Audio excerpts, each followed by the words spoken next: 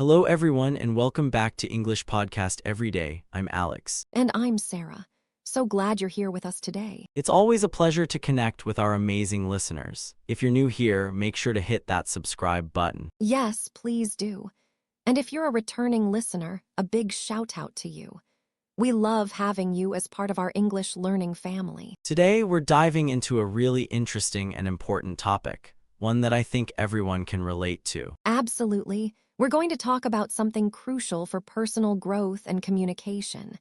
How to take control of your emotions. It's a game changer, not just for English practice, but for life. That's right, we'll explore some practical strategies and vocabulary to help you understand, express, and manage your feelings effectively in English. So get ready to boost your emotional intelligence and your English skills simultaneously.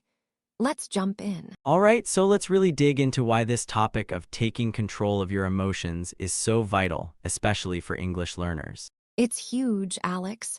Think about it. When you're learning a new language, you're constantly stepping out of your comfort zone. You might feel frustrated, embarrassed, or even a little overwhelmed. Learning to manage those feelings is key to sticking with it. Exactly, and it's not just about negative emotions. Sometimes you might feel incredibly excited or confident, and channeling that energy can really boost your learning. So let's start with a foundational phrase, emotional intelligence. Emotional intelligence. I love this one. It's essentially your ability to understand and manage your own emotions, and also to perceive and influence the emotions of others. It's like having a superpower for navigating social situations, and yes, even language learning. Right? For example, if you're in an English conversation and you feel yourself getting anxious, someone with high emotional intelligence might recognize that feeling, take a deep breath, and reframe it as excitement rather than fear. It's a skill you can develop. Absolutely. Another great phrase, especially when dealing with those tricky emotions, is to keep your cool. This means to remain calm and composed, even in stressful or frustrating situations. I remember one time I was trying to order coffee in Italy, and I completely butchered the pronunciation. I felt my face getting red, but I just took a breath, smiled, and tried again. I kept my cool. That's a perfect example, Sarah. Keeping your cool prevents you from getting flustered and potentially giving up. It's about maintaining a clear head. And related to that, we often talk about having a thick skin when learning and practicing English. Oh, thick skin is essential. It means you're not easily offended or upset by criticism or negative comments. When you're speaking English, you're going to make mistakes. People might correct you, or you might not be understood. If you have thin skin, you might take it too personally and get discouraged. But with thick skin, you just brush it off and learn from it. Absolutely, don't let a little constructive criticism or a miscommunication get you down. And finally, a great phrase for when you're feeling overwhelmed is to take a step back. It means to temporarily stop what you're doing and distance yourself from a situation to gain perspective. Yes, like when I'm trying to write a complex email in English and I just can't find the right words. Instead of forcing it and getting stressed, I'll take a step back. I'll go for a walk, grab a snack, or even work on something else for a bit.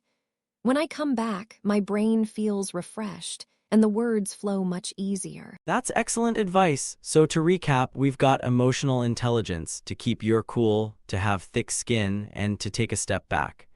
These are all fantastic tools, not just for managing emotions, but for improving your English learning journey. Absolutely. And we're going to dive deeper into how to apply these concepts in our next segment.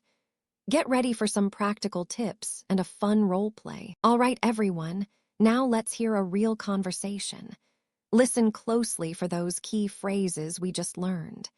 Here's a chat between Michael and Nicole about dealing with some difficult feedback at work. Hey Nicole, do you have a moment? I just had a really tough meeting with my manager and I'm feeling a bit raw. Oh no, Michael, I'm sorry to hear that.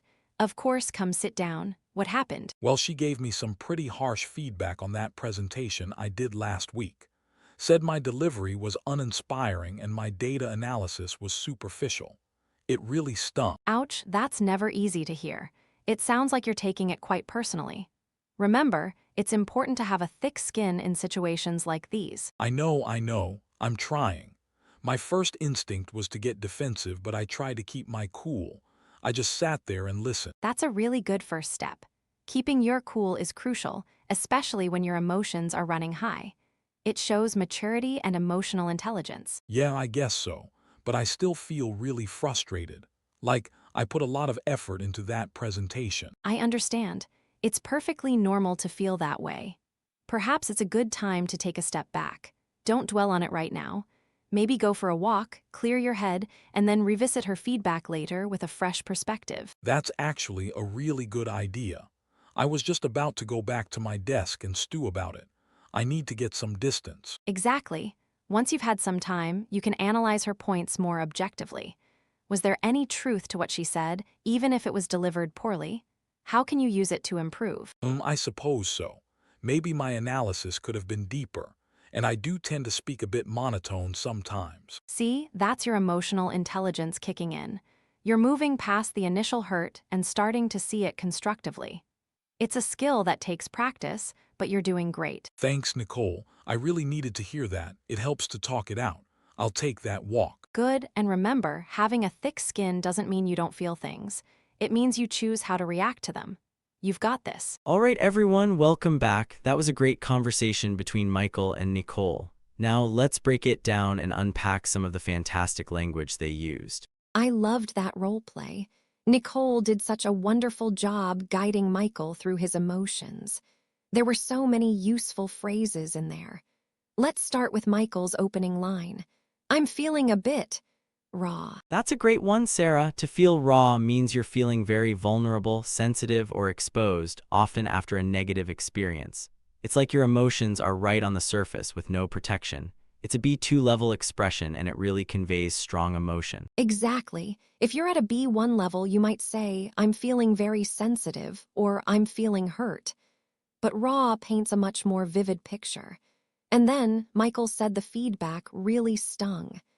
That's another excellent verb choice. Absolutely, when something stings, it causes a sharp, sudden emotional pain, similar to the physical pain of an insect sting.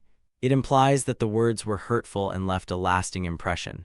A B1 equivalent might be, it really hurt me. Then Nicole used a fantastic idiom. Ouch, that's never easy to hear. It sounds like you're taking it quite personally. To take something personally is a phrase we use all the time when someone is feeling hurt or offended by something that might not have been intended as a personal attack. Yes, it implies that you're internalizing the criticism too much. It's a common trap when receiving feedback. Nicole then reminded him about having a thick skin, which we discussed earlier, and Michael mentioned his first instinct was to get defensive. To get defensive. That's a great phrasal verb. It means to react in a way that tries to protect yourself from criticism, often by arguing or blaming others. It's what happens when we feel attacked. Instead of listening, we put up a shield. And Nicole's advice to take a step back was perfectly timed. She also advised him not to dwell on it.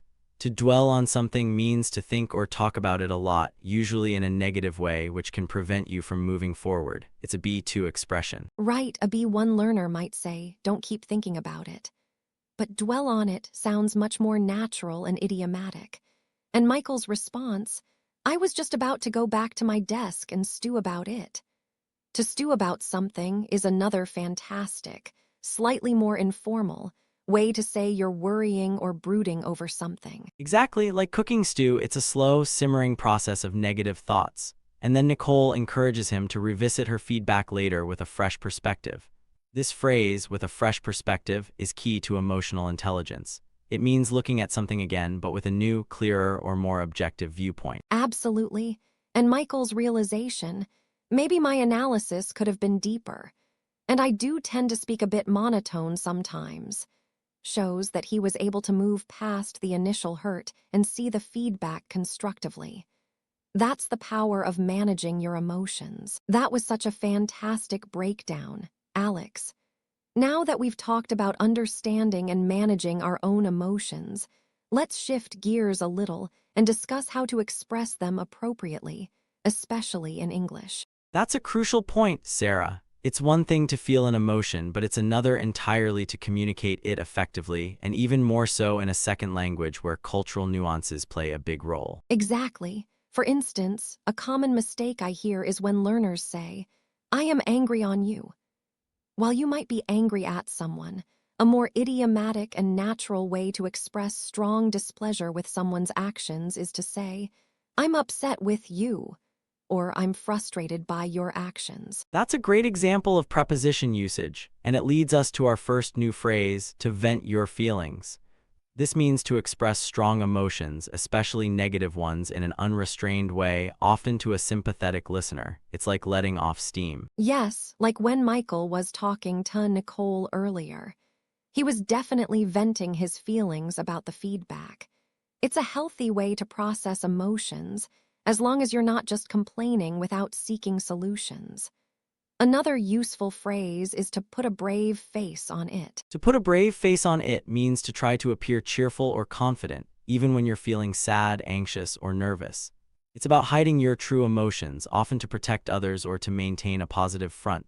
For example, a student might put a brave face on it before a big presentation, even if they're terrified inside. Oh, I've definitely done that countless times. It's not always about bottling things up, but sometimes it's necessary to get through a situation. But be careful not to confuse it with bottling up your emotions, which is generally seen as unhealthy. Precisely, to bottle up your emotions means to keep your feelings hidden and not express them, which can lead to stress or resentment. It's like keeping a lid on a pot of boiling water. Eventually, it might explode. A great analogy. And finally, let's talk about emotional outbursts. This is what happens when someone doesn't manage their emotions well and they just erupt. It's a sudden, uncontrolled expression of strong emotion. Yes, an emotional outburst is usually negative, like yelling, crying uncontrollably, or even slamming a door. It's often a sign that someone has been bottling up their emotions for too long. A common mistake is to say emotional explosion, which isn't quite right. Outburst is the correct term. Perfect. So, to recap, we've learned to vent your feelings, put a brave face on it, understand the negative impact of bottling up your emotions, and recognize emotional outbursts. These phrases are key to navigating the social landscape of emotional expression. Absolutely, understanding these nuances will not only improve your English communication, but also your ability to connect with people on a deeper level. And remember, it's okay to feel emotions. The goal is to manage and express them constructively. All right, everyone, let's hear another real-world example. This time, we have Adam and Sky discussing their fitness journeys. Listen out for those new phrases we just covered. Hey Sky, how's your new fitness routine going? I saw you at the gym really pushing it yesterday. Oh, hey, Adam, it's a lot. Honestly, I was feeling pretty overwhelmed yesterday. I almost had an emotional outburst. An emotional outburst? Wow, what happened? Well, I've been trying to follow this really strict diet and workout plan, and I just kept messing up. I felt so frustrated, and then the trainer gave me some feedback that felt really critical. I wanted to just yell or cry right there in the middle of the gym. I hear you, that sounds tough. It's easy to get discouraged when you're pushing yourself. Did you vent your feelings to anyone? Not really. I just tried to put a brave face on it and finish my workout. But inside, I was fuming. I feel like I've been bottling up my emotions about this whole fitness thing for weeks. Bottling up your emotions, that's often where the outbursts come from. It's like building pressure in a kettle. Eventually, it has to release. Maybe it's time to find a healthy way to vent. Yeah, I guess so. I mean, I want to be disciplined, but it's hard when you feel like you're failing all the time. I don't want to complain to my friends because they're all so fit. But venting isn't just complaining, it's processing. Sometimes just saying it out loud helps.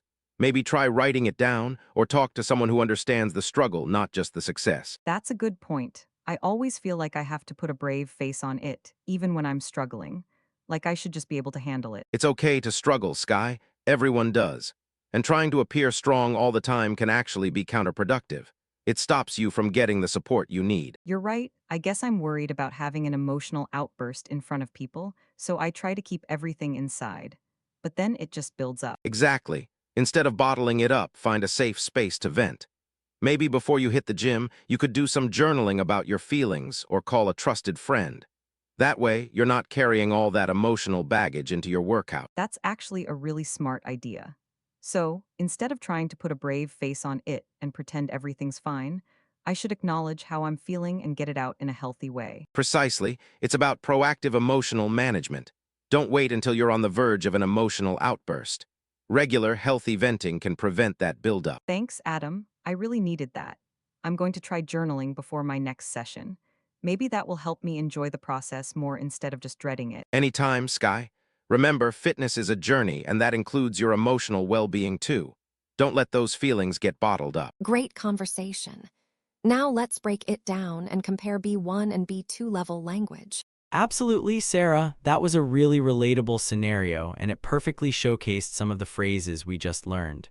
Let's look at how Adam and Sky's language reflected different levels of proficiency. Definitely. Right from the start, Sky said, It's a lot. Honestly, I was feeling pretty overwhelmed yesterday. This is a great B1, B2 transition. It's a lot is simple, direct, and very common. Yes, and then she immediately followed up with, I almost had an emotional outburst. This is a perfect example of using a more advanced, specific phrase after a simpler one. A B1 learner might say, I almost yelled or I almost cried, which is understandable, but emotional outburst is much more precise. Exactly, and when Adam asked, Did you vent your feelings to anyone? He used a great B2 idiom. A B1 learner might ask, Did you talk about your feelings? Or did you tell someone how you feel? Which is fine, but vent your feelings is more natural. Notice Sky's response, not really. I just tried to put a brave face on it and finish my workout, but inside I was fuming. Putting a brave face on it is a solid B2 idiom. A B1 speaker might say, I tried to look strong, or I tried not to show I was upset. And I was fuming is a fantastic, strong verb. It implies intense, silent anger. A B1 speaker might simply say, I was very angry. It gets the point across, but fuming adds so much more color and emotion. Adam's analogy, it's like building pressure in a kettle. Eventually, it has to release, is a great example of B2 metaphorical language. It helps illustrate the concept of bottling up emotions in a very vivid way. Yes, and Sky's line, I don't want to complain to my friends because they're all so fit, shows a common B1, B2 struggle.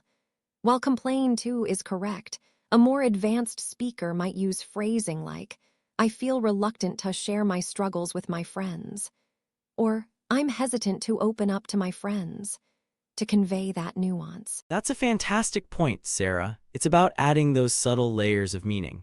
And Adam's advice about proactive emotional management is definitely B2 level vocabulary. It's a more formal and academic way to describe taking control of your emotions before they become a problem. Absolutely.